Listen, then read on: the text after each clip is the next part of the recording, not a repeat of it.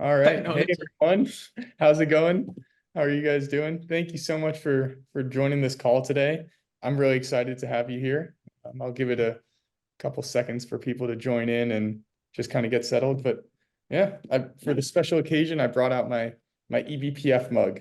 So some fun I don't going know if it on. means anything. I don't know if people can see, but I've got little bee Little related honeycombs and a bee. earrings. Oh, So that's super fun. bee That's on awesome. one side, Behind. honeycomb on the other. Yeah. Andy, what I do you feel have? I feel woefully under EBPF'd. Yeah. All I have is a self-aggrandizing mug, I'm afraid. Yeah. More ways than one. You've got us beat. You've got us beat. No, that's wonderful. Well, let's go ahead and get started.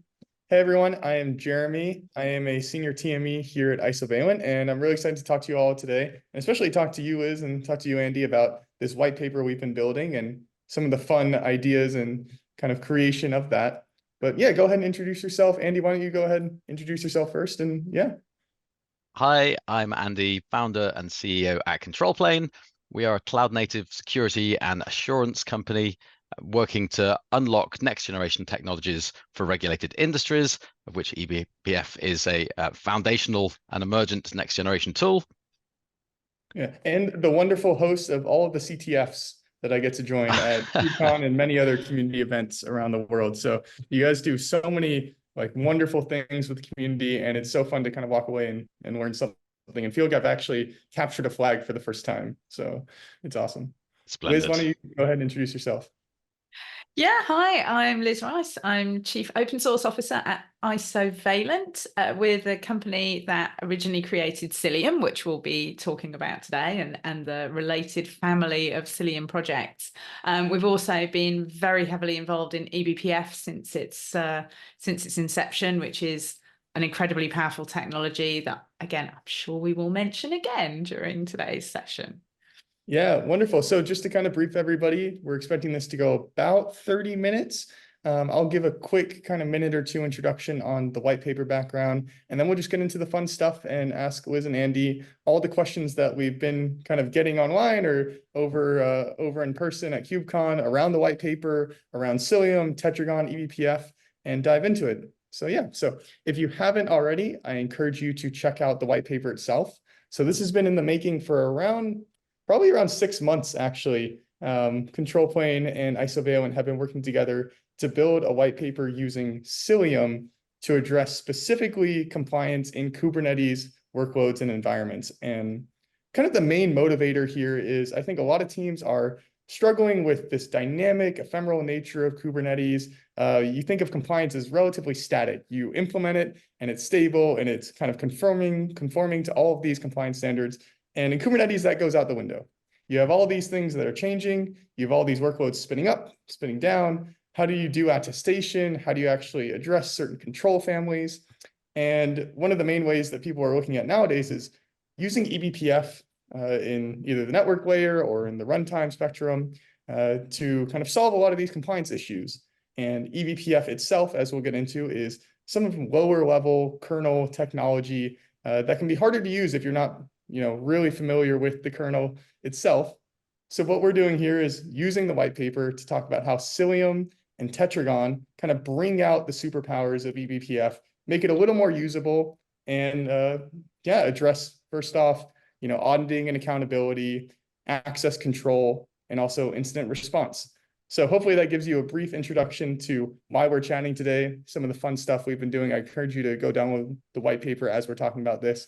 But yeah, maybe we get into just this first section of, Liz, what is Cilium? What is the Cilium family? And, we've had some fun milestones with graduation and some other interesting things around Tetragon. Why don't you just share, what is Cilium and introduce it to everyone? Yeah, so Cilium is an open source project that was originally designed to bring the power of eBPF to container networking. So eBPF is this technology that allows us to customize the way that the kernel, the operating system, behaves. And that includes customizing the way that networking behaves. And like you said, Jeremy, in a Kubernetes environment, in a container environment, workloads are coming and going all the time. So eBPF allows us to program the network stack to take that into account. And it also gives us some really powerful observability components. This is part of the Cilium family called Hubble, which allows us to see network traffic and associate it with different Kubernetes workloads in a Kubernetes native way, using Kubernetes names and labels for things. And then I think finally for today's conversation, we'll talk about Tetragon, which is another part of the Cilium family. And it really takes that idea of associating Kubernetes identities and adding it not just to networking information, but also to other events, particularly security relevant events like the execution of programs, the opening of network connections, access to files, and of course, things like privilege escalation. So being able to associate an event like that with what was the Kubernetes pod, what service, what node, what application, what executable was running, when did that executable start? Using the power of eBPF, we can very efficiently track that information and make it available in a pretty user-friendly way using Tetragon.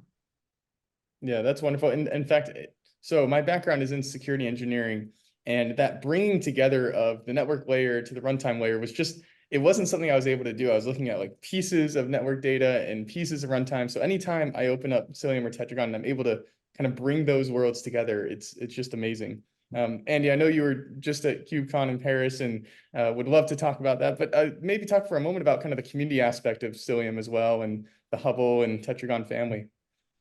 Yeah, absolutely. Of course, Cilium project is part of the CNCF. It is a graduated project, which means that it's been through the escalating layers. It's passed governance. It's passed security audits. Actually, Cilium underwent I think more security audits than most, on the understanding that it's sort of touching so many different places, and there's newer technologies. Those things meant that the CNCF gave it a stamp of approval, which means it gets to a graduated perspective. So what that means for Cilium and the other projects under the banner is the CNCF approves of this usage, and if something awful akin to a HashiCorp event, let's say, occurs, then the CNCFs are the stewards. Organizations can use this technology safely, and in the understanding that from a governance perspective, they're not going to have the rug pulled out from underneath their feet. Yeah. In the CNCF landscape, we're actually seeing more and more technologies using eBPF. I think Cilium was one of the first to really bring out and make it more usable and user-friendly. But how do you kind of see eBPF's role within networking and security, specifically with cloud native networking expanding maybe into optimization or efficiency world? Yeah. Absolutely. I mean, looking at the technologies that sort of made a difference, a lot of the initial networking CNI plugins, well, in fact, before there was even an interface for CNI, which was shipped by sort of Tigera with the Calico project, then we saw a lot of IP and IP. So encapsulation, that's the way that some cloud providers like to bundle packets, makes it a bit easier to encrypt. And then we saw kind of the Calico approach with actually BGP within a cloud network. These approaches are great, but everything is just IP tables. Container networking was basically just pointing loads of ports to virtual container interfaces and hoping that everything sort of lines up properly. And that, I mean, at one point that even resulted in the NF tables rewrite of IP tables, because you reload 1,000 or so rules and your kubelet loses network service for 1 to 3 seconds. Now, that's larger scale deployments, but not that large really. So the constant churn, and especially as you're talking about the runtime to network synchronization, the guess that people used to make were, I statically assigned that IP on my network. It's a trusted network, so I know the process or the collection of processes running on that server, and that's our trust. Of course, as we know, that is not necessarily a robust form of trust in the first place, but actually by extension, once we get into the fast turning world of virtual Ethernet, which is the container namespace virtual network sort of abstraction, there is no link. There's a pool of IPs and we churn through them, and that's good. That gives us the elasticity, the resilience guarantees that we get from cloud native. but it doesn't link the application through to any of its network behavior. So there are different ways to try and do this. One of them is, the kind of let's just have certificates for everything and do mutual TLS all over the place, which is one way of doing it.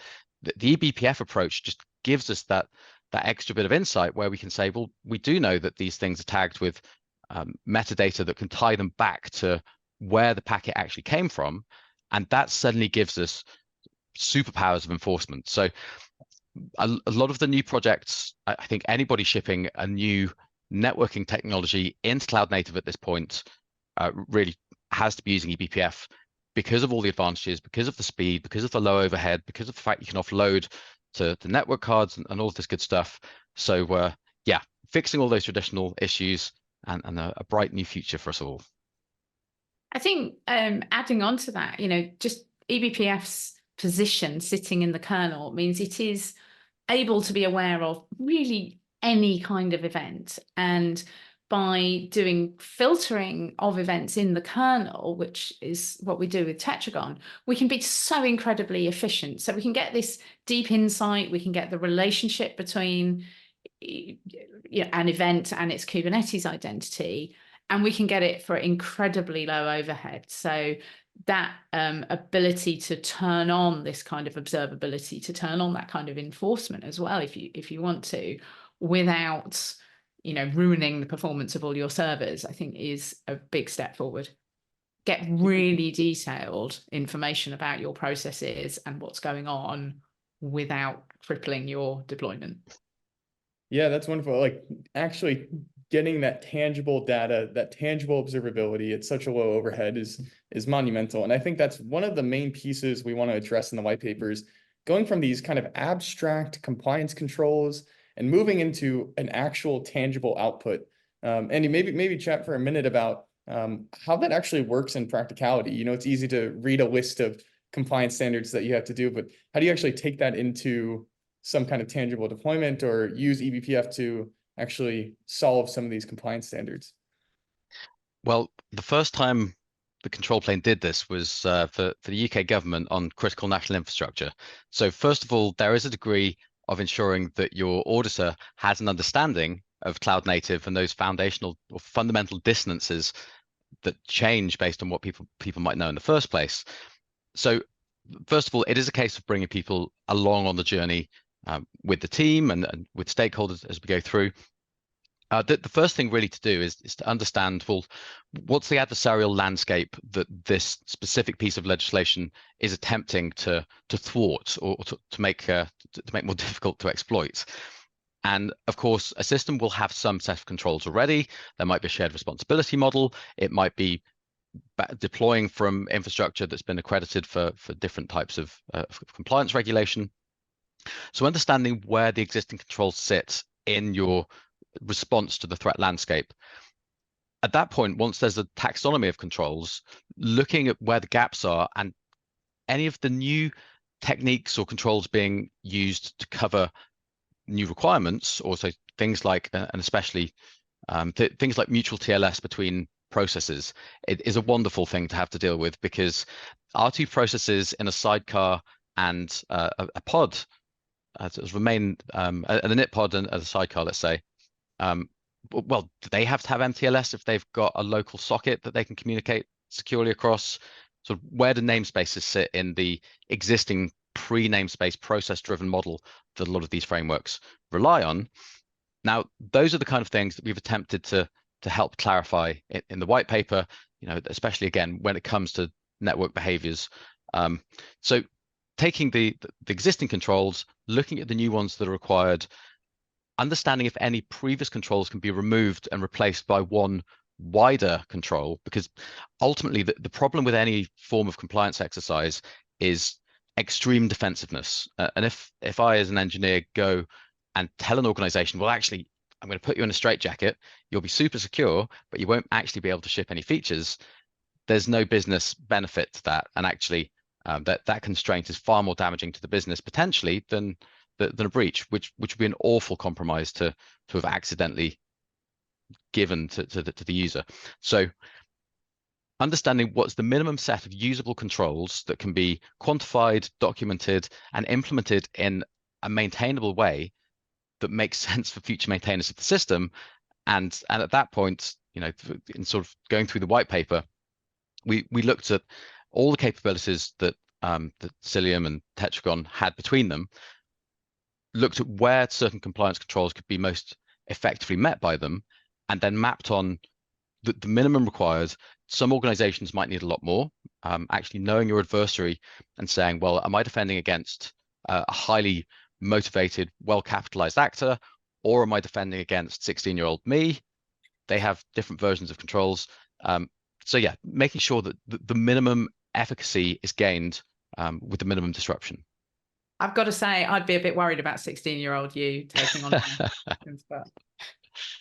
but I think that, I mean, the white paper does do an incredibly good job, and I'm going to say this, for Jeremy and the authors from Controlplane and Isovalent did this really good job of taking those compliance controls, which are, quite abstract in the way they're written, and turning those into translating them into much more concrete actions that you can take based on using Cilium and Tetragon, and how that is going to give you the protection that you need to meet that compliance control. So, great job, Jeremy and other authors. Yeah, no, thanks. And I think one thing you guys both are kind of touching on is the idea of it should be relatively agnostic to a compliance standard. It should be able to address multiple different frameworks with these controls we use. And that's one of the things we really tried to focus on with this white paper was let's use the framework of NIST, because it's a relatively broad set of compliance requirements. But let's address these in a way that can actually fulfill PCI or SOC 2 or the litany of other compliance standards, regardless of where you sit or your servers sit. So it's wonderful. And I don't know if I would take on Script Kiddie Andy or some threat actor, but one thing I do want to touch on is your expertise and Controlplane's expertise in threat modeling. Maybe just touch on for a moment about the relationship of threat modeling and compliance. I think that could be fun. Yes, absolutely. I mean, there's two ways to look at it.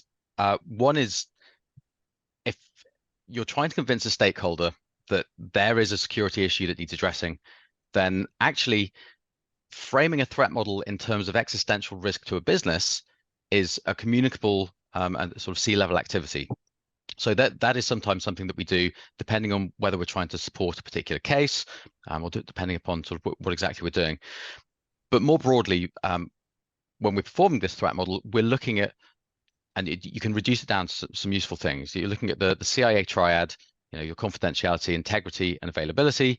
You're looking at STRIDE, which is a simple threat modeling framework. There are some others, like the Mozilla Rapid Risk Assessment, I'm very fond of as well. And then you've got a kind of abstract risk score. Now, for me, I like taking the probability of an event occurring, the impact it would have on the business, and multiplying them together. So you get a score out of 25, and then you take all of the threats that you've enumerated, which might be someone is able to sniff all of your network traffic, or somebody is able to get access to a specific node or a specific data store, or someone gets remote code execution. All of these things are not beyond the realms of possibility for any internet connected system, and they may be at different layers. If we're looking at the XZ attack, doesn't matter how secure our trusters were. One. That was a really fun one. Yeah. And the probability there is that somebody was looking to, or some bodies were looking to escalate from an already compromised network into a step-up zone, rather than sort of just blasting that on the internet, because we hopefully don't connect our SSH ports directly to the public internet. So the point is, we take all these lists of abstract threats, we calculate for the system that we're building, and we go through exhaustive architecture ingestion processes. Then what is the actual risk of these things happening? And we do that in this quantifiable manner. We order the risks or the threats by the risk precedence. And then we go back to the customer and we say, okay, it looks like you've got a high chance of accidentally having fat-fingered something because no one signs their commits, and you don't have 4 eyes checking things. So your CI is very poor. You probably want to fix that before considering these other parts. But those risks when they map to a compliance standard, then that order of precedence becomes more pressing. Use the mixed accidental pun. And that's because for all compliance standards, they more or less map to a vaguely tangible set of similarities with some deviances. And Now, Andy, all, sorry to yeah, interrupt. Would MITRE ATT&CK come into the threat modeling section, or would it be it can relevant to do. like this post-attack mitigation? Or, I feel like that's the most popular of these that gets a lot of eyeballs. So I just got to ask, yeah. So the MITRE ATT&CK serves to feed in at the top of the theoretical funnel of possible threats, and then filtered through based on context. And then for that set of threats where they map against compliance standards, and actually one threat is lack of compliance. So that will then impact the business in some way, be it, be the reputational risk. It might be a financial impact of getting fined. They might lose further business, etc. So the threat model forms the quantifiable basis by which not only are the abstract threats dealt with and individually marked as either in or out of scope, and if they're out of scope, they're still stored, but just not specifically remediated. And then compliance sits as the overlay. Where this is specifically so important is if I go and tick a load of compliance checkboxes, and I say that slightly demeaningly, even though I do it a fair bit, and then go and model the risks to the system, I might duplicate controls. And it's back into this question of usable security. If we don't make engineers' lives easy, they will either not want to use the system or they'll find creative ways to do their job. So balancing the two and ensuring that we take everyone's day-to-day compassionately into account. That's wonderful. Yeah, and I think just kind of shifting the conversation a little bit, with every great threat model, you need the data to back up the model. And, Liz, you have so many expertises in eBPF, networking, security, but I think it kind of comes together with this runtime layer, this network layer through Tetragon. So I'd love to ask you a question kind of building off that, threat modeling piece. Now we talk about the data underlying that as well. Kind of what excites you about bringing together the network layer, the runtime layer through Tetragon, and what's kind of this rich data goodness that we can get out of it and maybe apply it to compliance or generic security use cases? Yeah, I think maybe a bit of history about Tetragon is interesting here, where some of our early Cilium customers as Isovalent, so the enterprise distribution, were really saying, well, we can see this fantastic information about network connections that are being made, but how do we tie that back to what caused those network connections? And well, yeah, we have that information. With eBPF, we can just hook into all those kernel events to understand what it is that drove, this particular network connection. And oh, look, this is going to cryptocurrencymining.com or something. Yeah, that looks dodgy. We want to know what the history of that is and the process hierarchy that led to it. And being able to generate this very rich sort of format of data that's got, well, okay, this network connection is being made to dodgy URL, but here's the user ID on this particular node with this particular process, how long that process has been running. Incredibly rich set of information about those events. And as I was saying before, because we can filter just the interesting events in kernel, so we can afford to present a lot of information for a smaller number of events, which gives us this incredibly powerful ability to tie back, forensically after the event, what could possibly have allowed that dodgy connection to happen in the first place. And of course, it doesn't just apply to network connections, that was the kind of history, but it can also apply to what executable was running in this container that has subsequently been compromised, and how did that compromise happen, and what executable even was it running? Again, being able to sort of use that information to really understand what attack has happened, when and how, hugely powerful. Mm-hmm. And then there's one other thing that I get very, very excited about, which is the ability to enforce. So I think in the world of networking, we have talked about runtime enforcement for literally decades. We have firewalls that block packets. So if we know something is malicious, we stop it from happening. And it's been much harder to do that in the kind of other aspects of runtime. So things like what executables are running, or what privileges are allowed, or what file access is allowed. But increasingly, using eBPF and using tools like Tetragon, we're able to say, maybe we can't say categorically that all instances of access to a particular file are malicious, let's say, but there are probably a certain set that we can definitively know should never happen. And we can block those in real time, synchronously from within the kernel. And that gives us this whole extra sort of newfound power, superpower, eBPF superpower, to control and block malicious activity. And I think that's a game changer. I think it's so fun. And I think, you touched on so many benefits of eBPF where, if you're not familiar with kernel space or user space, what Liz is referencing here is, by sitting in the kernel, you don't have to waste a lot of that compute power to see an interesting event, move it into user space, and then decide whether or not this is security significant to me. You can make all of that decision logic right in the kernel to, decide, hey, do I want to store this event for later? This reached out to an interesting connection. Let's store the process ID. Let's store the exact binary that actually spawned it. Is it suspicious enough that we actually want to act on it? We don't have to move it to user space, decide whether this is part of a policy, move it back, and it's already executed. We can actually stop it while it's happening. So I totally agree. I think it's really fun to see all of this data come in, see all the possibilities with how to build a tracing policy, to do some of these fun things around enforcement. One question I want to ask is, we talk about Cilium, we talk about Hubble, we talk about Tetragon. How did these all kind of come together to kind of become greater sum than their own parts? And what's kind of the Cilium family as we talk about it? Because Tetragon's actually a sub-project, Hubble is actually a sub-project as well. Yeah.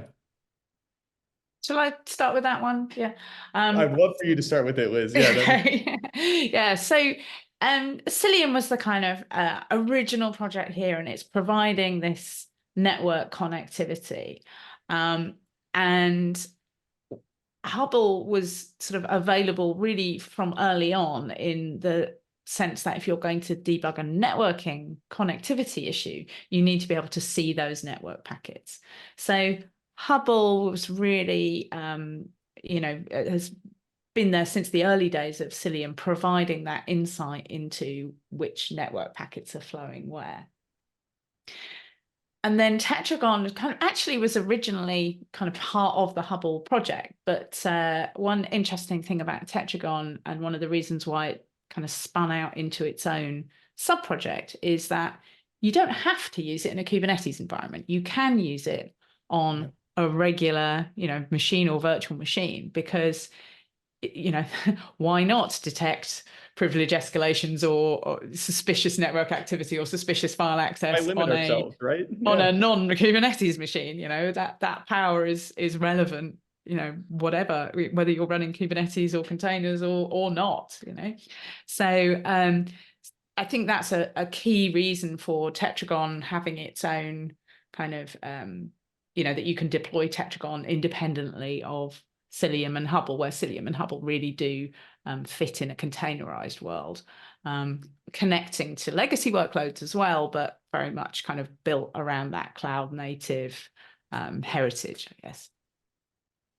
Yeah, no, that's wonderful. And I want to be mindful of time. I see we're almost at time. So I see a couple questions trickling in. So I want to ask a bit more abstractly about the partnership here. We have two amazing guests right now with Andy and Liz, yourselves. Maybe talk a little bit, Andy, about, the partnership between Controlplane and Isovalent, maybe how it's evolving and some of the emphasis behind it. Yeah. Yes, absolutely. I mean, of course, I've known Liz for many years and had the glorious request to scribble a note on the back of her book many moons ago, and then reciprocated, and have followed not only Liz but a number of other luminaries at Isovalent around various different organizations. So there's a strong cultural and technological alignment between the organizations, which is frankly, the most important thing in a partnership, because it's not just an excuse to talk to you more, Liz. It's also a genuine love of eBPF. More broadly,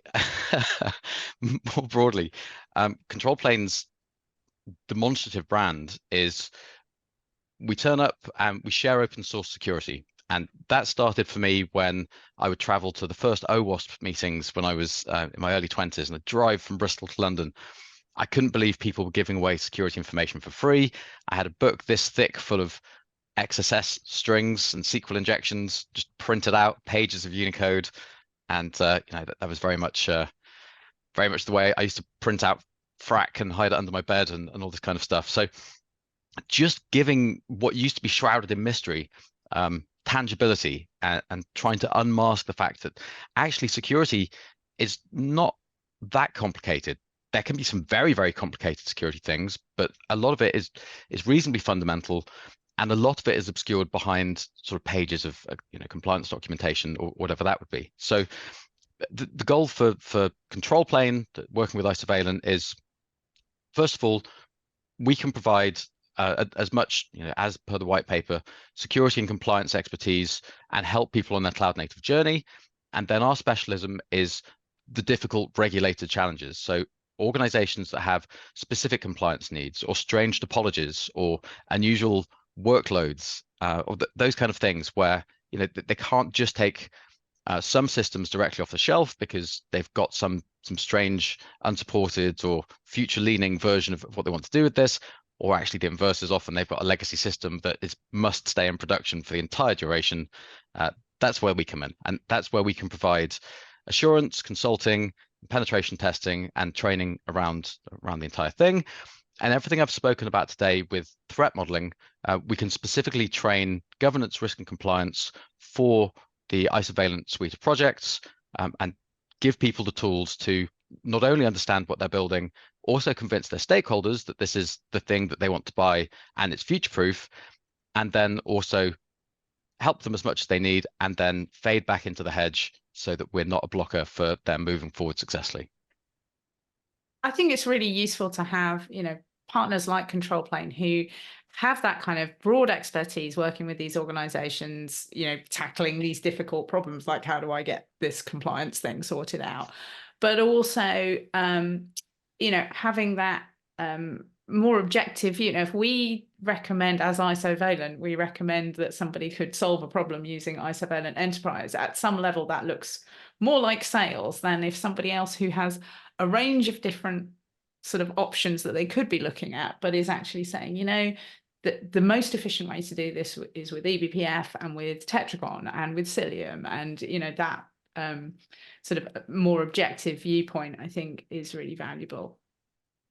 Yeah, and I think the expertise of both companies is clearly on display by having both of you two in the room. So thanks for taking the time with me, seriously, and with the audience for joining and staying on the call.